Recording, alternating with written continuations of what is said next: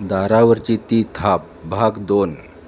काय झाले भाऊ, इतक्या वेळापासून तुमची लाईट गेली होती? त्याने विचारलं.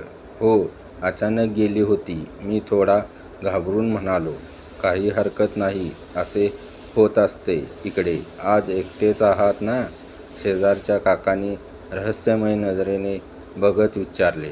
हां, हो, बायको आजच माहेरी गेली आहे, मी चाचरत बोललो. ठीक आहे, काळजी घ्या, असे म्हणत ते काका त्यांच्या फ्लॅटच्या दिशेने निघून गेले. मी ती घरात जाऊन दरवाजा बंद करेपर्यंत त्यांच्या पाठमोऱ्या आकृतीकडे बघत तेथेच उभा राहिलो.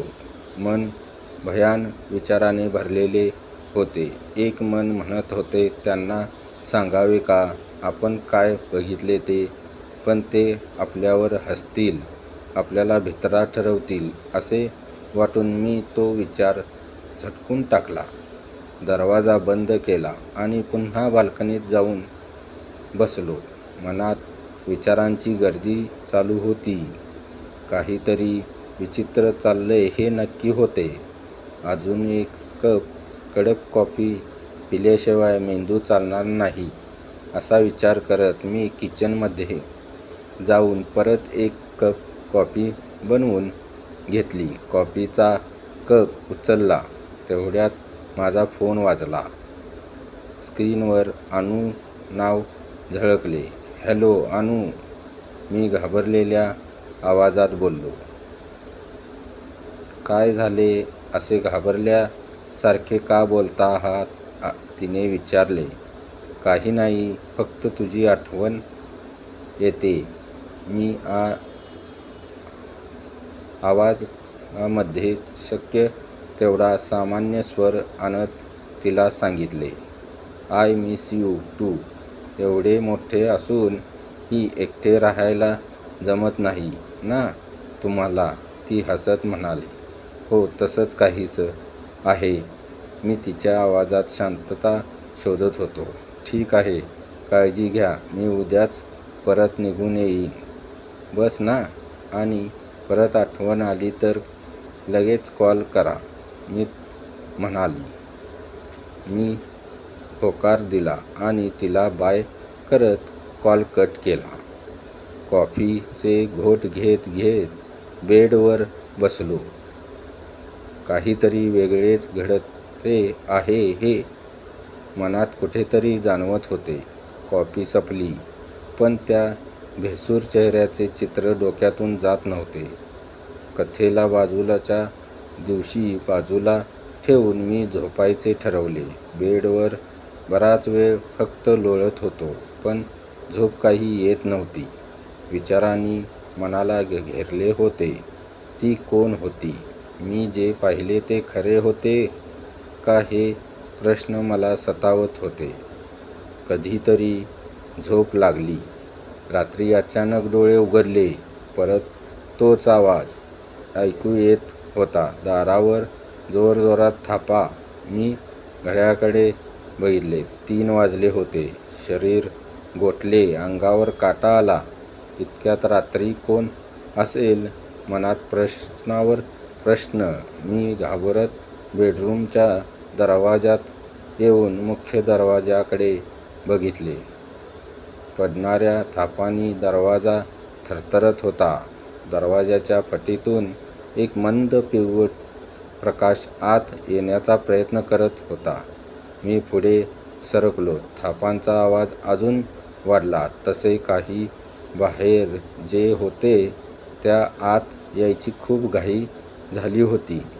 दार उघडायचे धाडस माझ्या अंगात शिल्लक नव्हते, पण तरीही मी कसल्यातरी ओढीने हळूहळू दरवाजा जवळ गेलो. दरवाजाच्या खटक्याला हात लावला आणि धाडकन कोणीतरी प्रचंड ताकदीने बाहेरून धक्का द्यावा तसा दरवाजा चौकटीमधून निखळून माझ्या अंगावर आला. मी कसातरी घाईघाईने बाजूला सरकलो.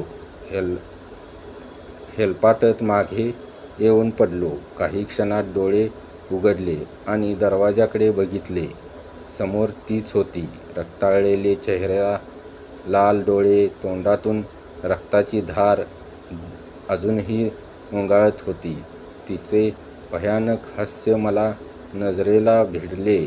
जणू काही ती माझी दरवाजाजवळ येण्याचीच वाट बघत होती.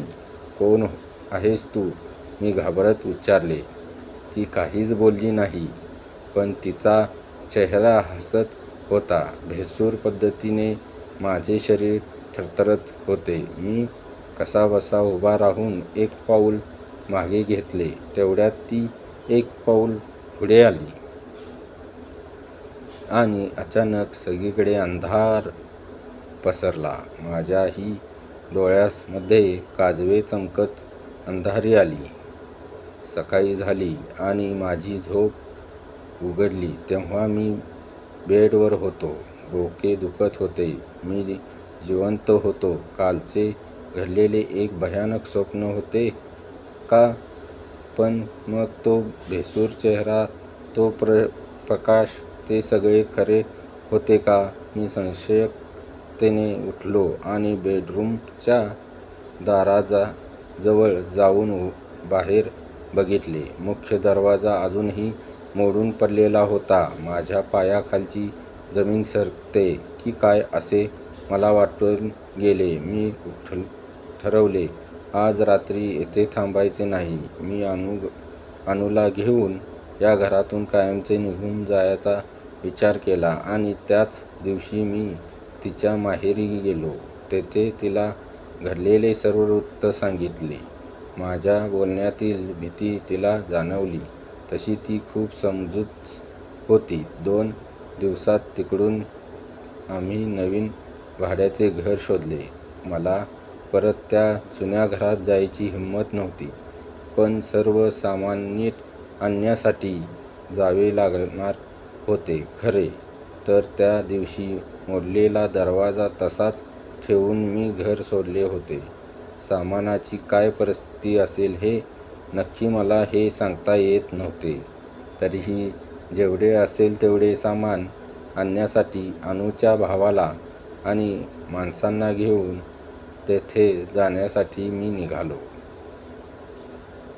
अनुला मात्र मी तिकडे येऊ दिले नाही. दरवाजा परत बसवण्यासाठी सुताराने बरोबर घेतला. तेथे पोहोचल्यावर मला मी वेडा होतो आहे की काय अशी शंका आली. दरवाजा अगदी व्यवस्थित होता. मला स्वतःवरच शंका यायला लागली. पण मला परत विषाची परीक्षा घ्यायची नव्हती. मी माझ्या निर्णयावर ठाम होतो. तेथे नक्कीच काहीतरी होते. सुताराला विनाकारण पैसे देऊन पाठवून दिले. सर्व सामान भरताना अंधार पडला आला होता. साधारण तेथून निघायला 9 वाजले. टेम्पो निघून गेल्यावर अनुच्या भावाने बाईकवरील मी मागे बसलो. अजून माझे लक्ष त्या स्ट्रीट लाईटकडे होते. पण तेथे सगळे काही सामान्य होते.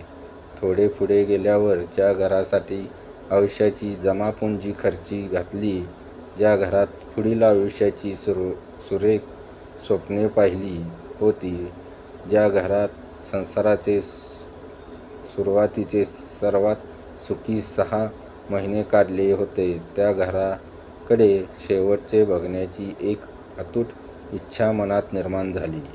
मी मागे वळून अस्वस्थ मनाने आम्ही नवरा बायकोने ज्या बाल्कनीमध्ये कित्येक तास सुख दुःखाच्या गप्पा मारल्या त्या बाल्कनीकडे बघितले. तेथे ती उभी होती.